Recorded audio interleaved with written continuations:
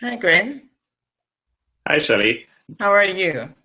I'm good. I'm good. Great. I'm glad to be speaking with you again. I mean, we have started this live broadcast and have been speaking with guests. It seems to be international now.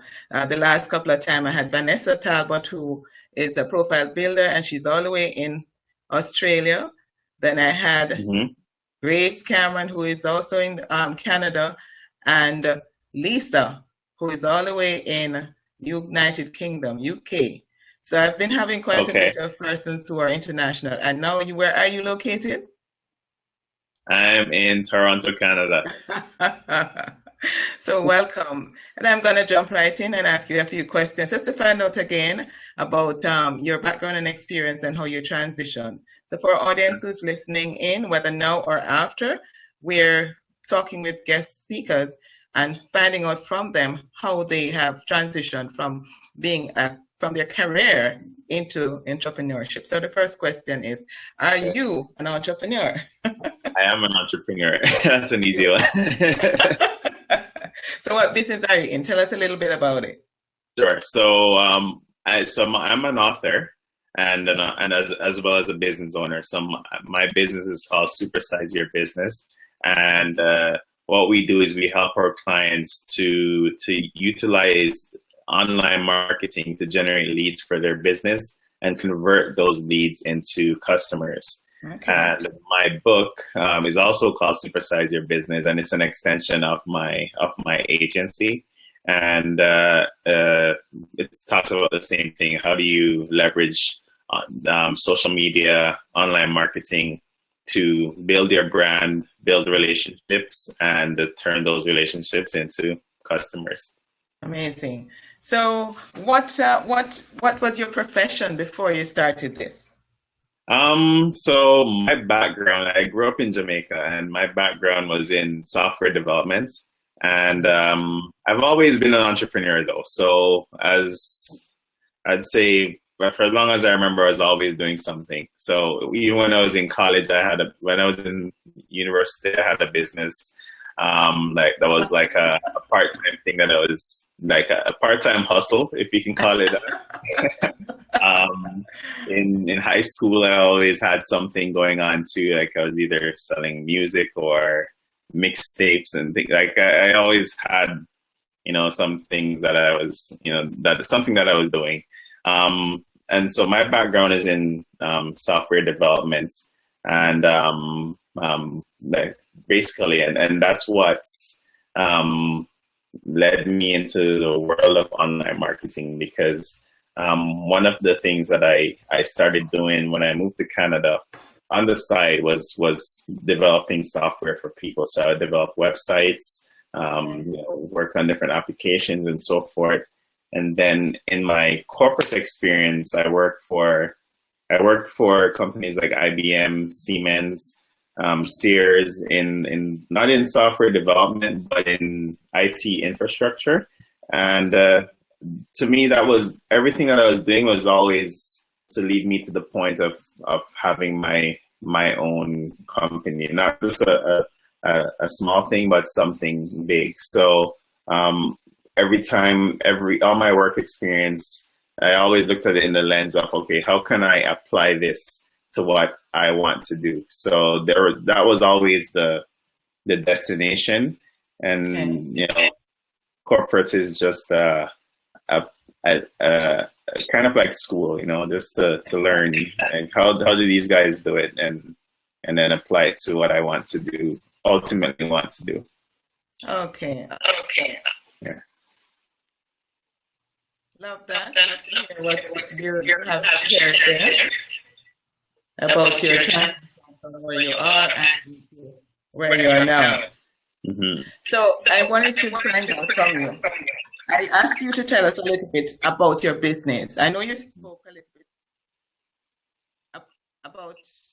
little bit about how you got into it, hmm but I wanted to tell us a little bit more about your business and what you do now as a software developer. Okay, so I'm not. It's funny. I'm not into software development is my background. Okay. How I got into marketing is I would develop websites for my clients. And then when they have a website and they have a business, they're like, okay, now that I have a website, it's not really solving the problem that I have. I want to get more business. And, it's not, if I build it, they will come. That's not how it works, right? So it's not, without marketing, even if you have a great product, if you're not marketing right, you're not going to get any attention and you're not going to succeed. So what I started to do was that was kind of my introduction into offering marketing as a service. Is something that I did for myself in other business that I had.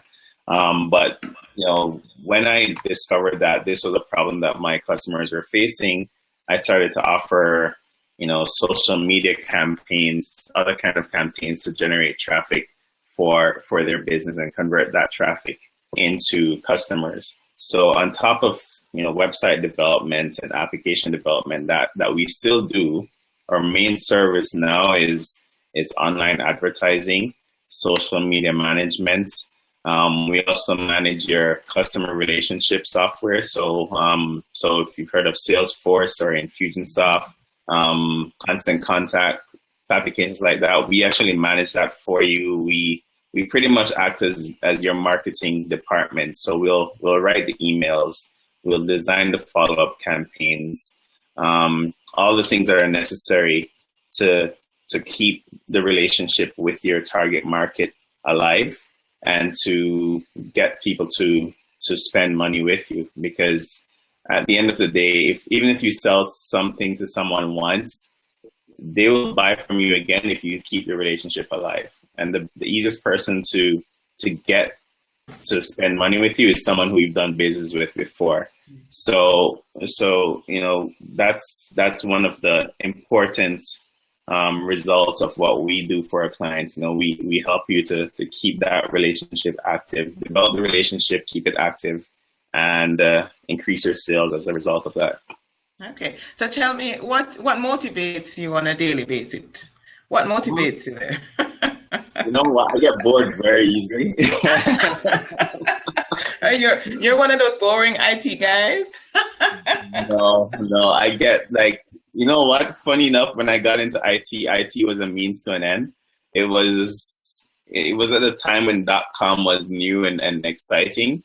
So I saw, I created a vision when I was 17 or 18 years old that I'm going to own as a technology company, right? So that vision was there from that time. So it's exciting to me to solve problems and be able to be creative. And so when I'm working for my clients, when we're working for our clients, it's all about, trying to solve the puzzle for them. And that's actually very exciting for me because, that's, like I said, I get bored very easily. I have to have a new challenge. And I think entrepreneurship brings you challenges every day. So, and I just build on it, right? So, I started, where I was 5 years ago is not where I am today. And continuous growth is very important. And loving what I do is very important as well. So I decided to ask you about what satisfaction does your work bring, but then you're saying that you have to get that boredom out of the way. So I guess you answered that. Okay, so talk to us a little bit about your book. What motivated you to write, and where is your book, and what is it about, etc., etc. Give us a little bit of information on that for those who are a little bit scared of doing. Sure. So you're an author as well, so you've gone over that hurdle. For me, writing a book, it wasn't actually because of a passion for writing. I think I'm a good writer. I'm not a great writer, but one of the things that I help my clients with, it's building authority, right? So as a business, so I'm speaking to not just entrepreneurs, or business owners, but people who are, who are employees, who are working for others. One of the things that open doors for you is establishing yourself as an authority in your field.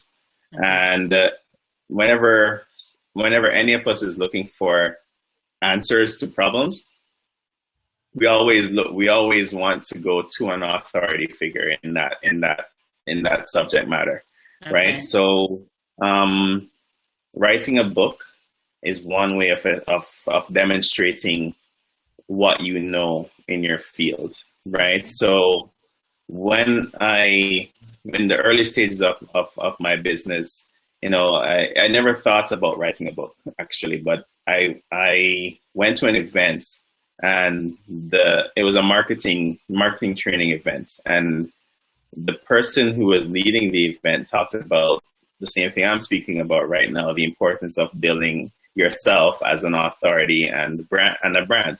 And it opened it opened my mind to, the possibility of being an author, but I didn't take any action at that time, right? I went to another training event with another, hosted by someone completely different and unrelated.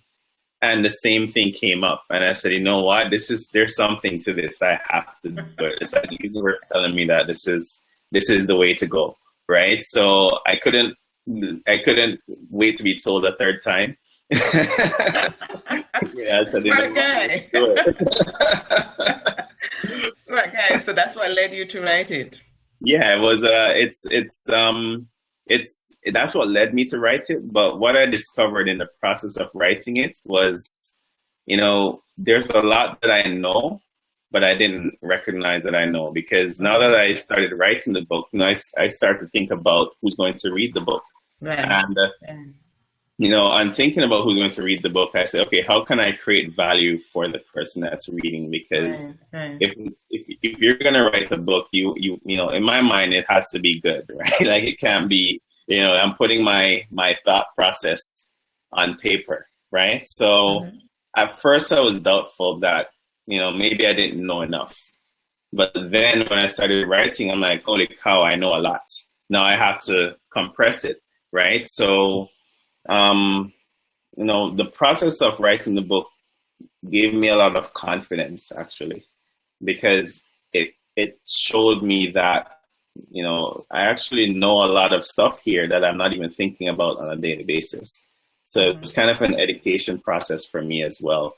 And, when other people read it, it's confirmation that, okay, I'm doing the right thing and it's making a difference. So it's one way of actually knowing if I'm on the right track as well. And being an author has definitely helped to give me access to that kind of information. Okay, so I see where Monique has made a comment there. Mm-hmm. And she has said, very nice, creativity and problem solving. I guess she's speaking to you as well about the problem solving that you're basically doing there. And it's a lot of us as small business owners, as those persons who want to do something and they're scared. One of my research traits in the leaders who I researched on and discussed was self-discovery.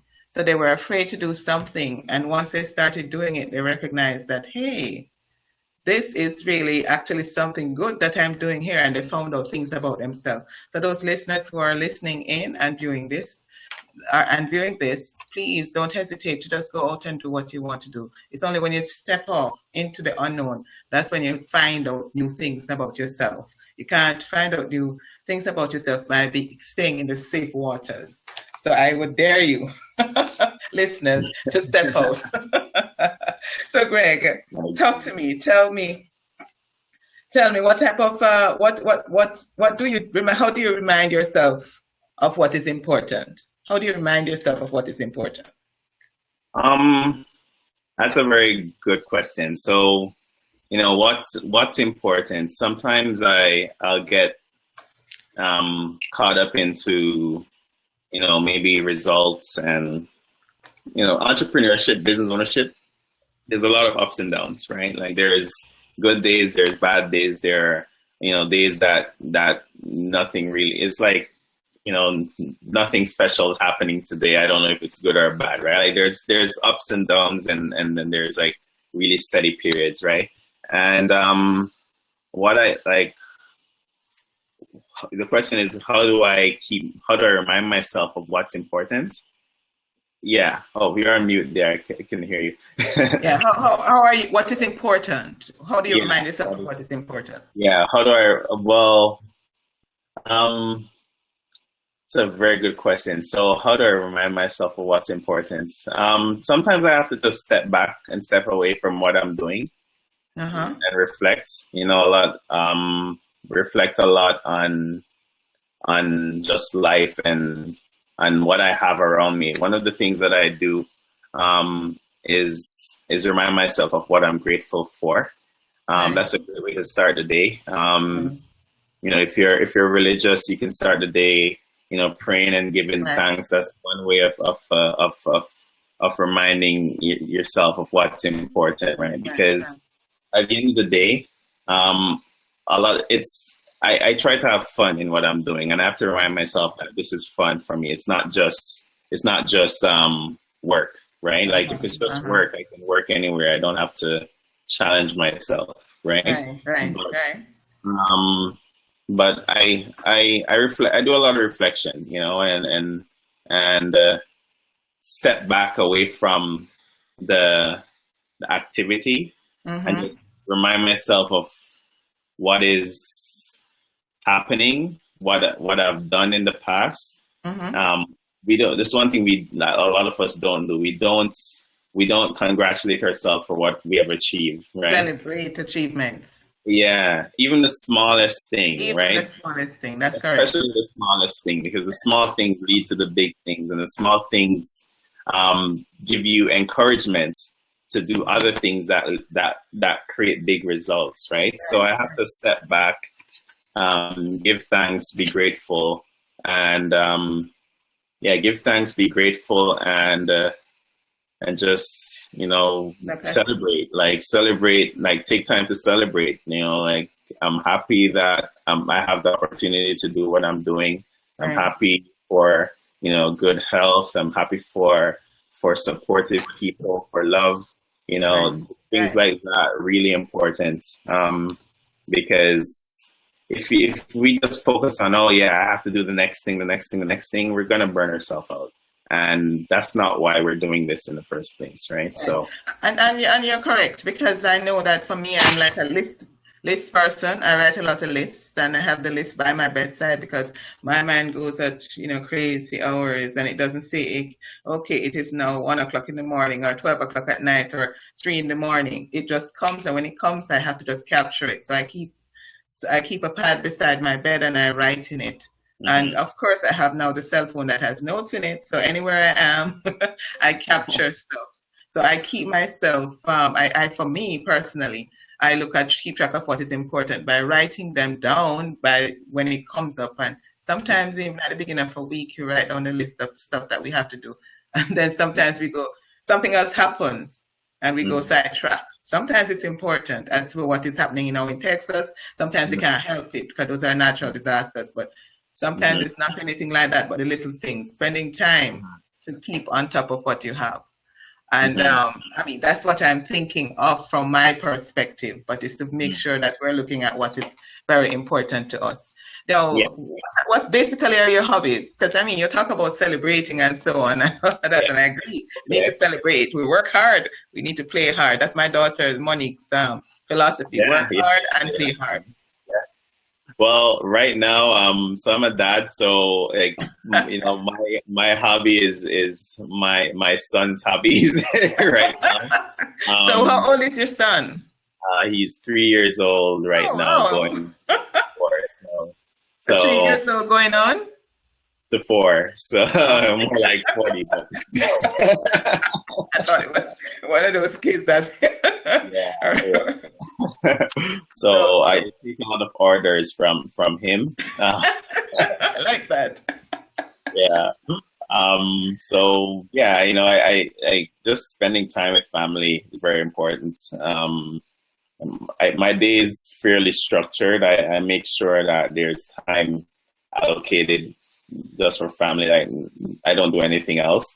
And then, I love going to the gym. That's one of my releases, is just, exercise, being active.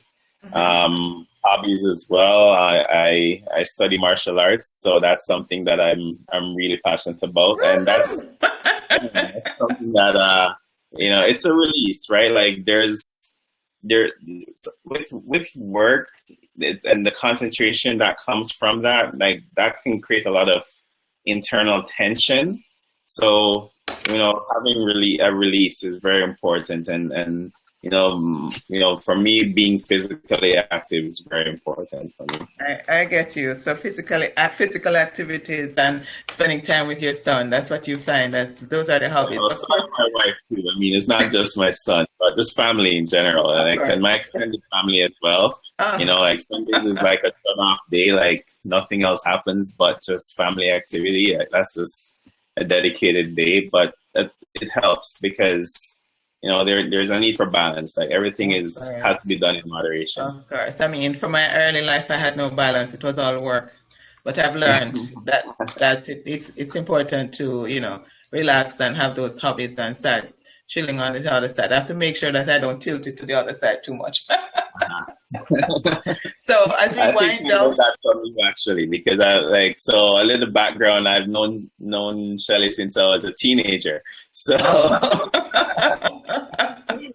known you a long time, and you've been my mentors for a long time.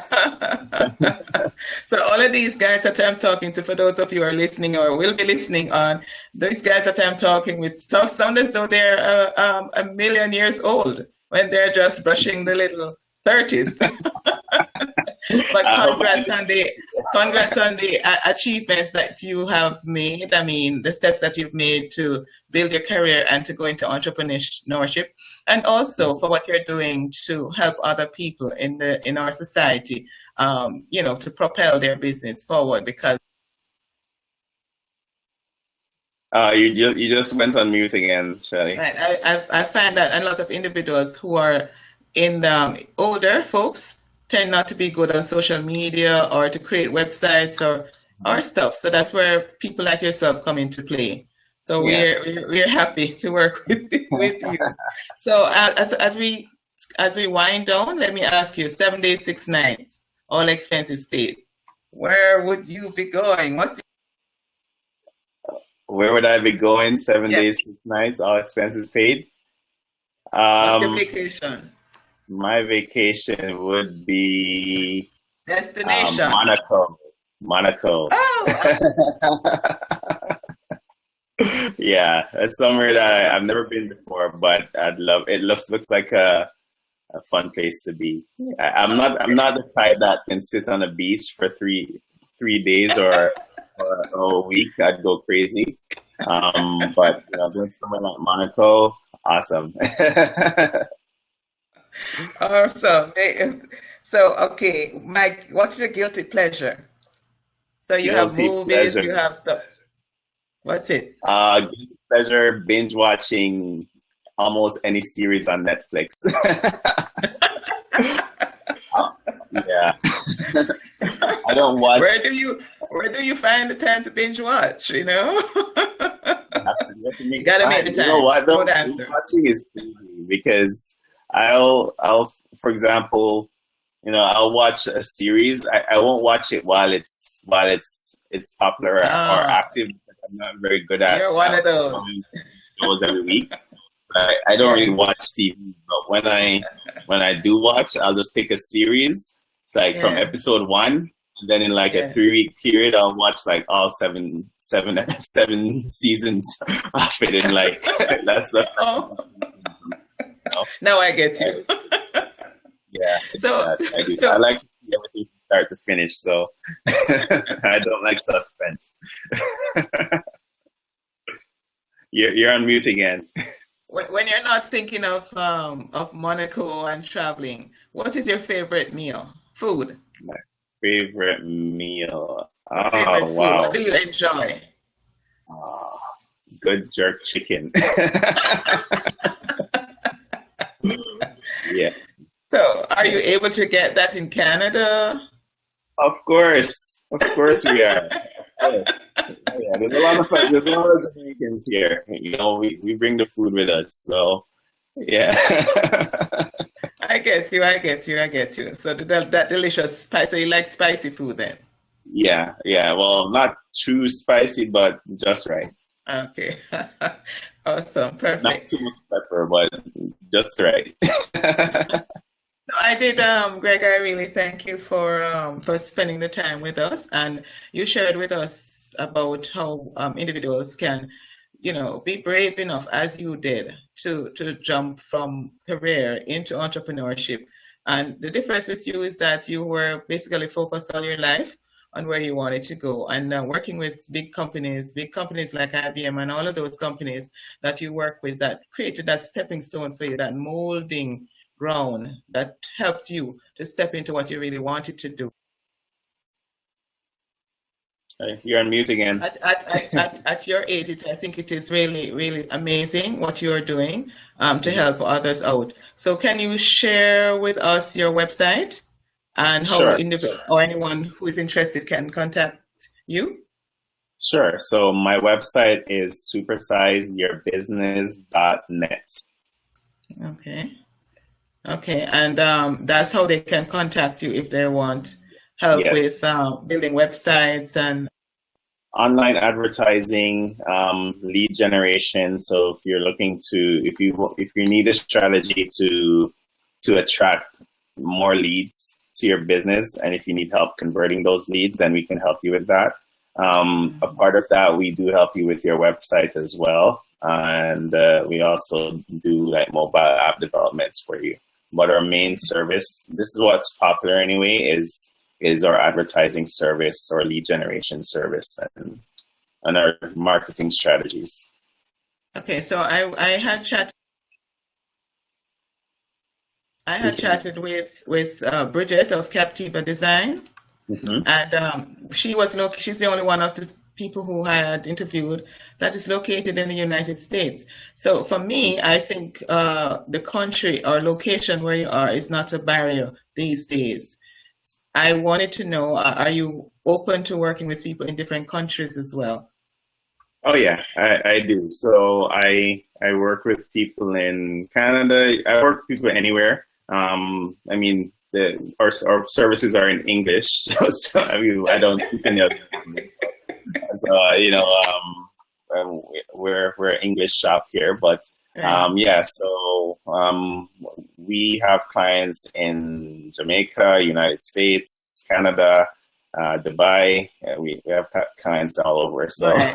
Awesome. So I yeah, had to ask that because sometimes people are looking on and they say, oh, he's not located where I am now, which is in the United States. And they think that it stops them from in this day and age where we are now, location doesn't matter. We can work from no, across any bar. yeah, that's correct. So as we end, I wanted to say thanks, Greg, and for those persons who are listening in, I wanted to share that I myself have been in this thing for a little while now as well. I do a lot of coaching and stuff with my with the people who are, again, it doesn't matter what country you're in. Individuals, if they want to change from career into entrepreneurship, I help you make that leap.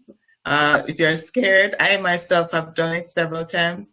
I mean, I was working with the major international pharmaceutical company, GlaxoSmithKline, and I left that job to pursue what I wanted to do, which was really to help people more and get into business. So, of course, if you want to reach out to me as well. I'm easy to connect with. It's my name, which is Shelly Cameron. So the website is shellycameron.com. So you can connect with me if you're afraid to make that leap, to take that step into doing what you've always wanted to do. So listening again, tune in. We will have more persons who will be talking to who have actually stepped out and made that leap. And if they want to find your book, Greg, before we end here, where can they find your book? What's the name of it, and where can they find it again? So the business is, the book is Supersize Your Business. And I have a dedicated website for that as well, which is supersizeyourbusinessonline.com. Okay. All right. So that's fine. And are you working on a sequel to that book? I am working on a sequel to that book. It's in I've written a few chapters so far, Mm-hmm. and this book is gonna focus on social media selling. So it's gonna go a lot deeper into the topic and techniques of building relationships through social media and ultimately selling through social media. Okay, awesome, amazing. So we look forward to receiving that. Thanks again, Greg. And we remember tuning to listen to other persons who will be coming on. And thanks again for audience. We really value you. And I found that there's lots of persons who are asking about these broadcasts. So thanks for listening in and just step out and make that leap into doing what you've always wanted to do. Lovely listeners, thank you. Bye-bye.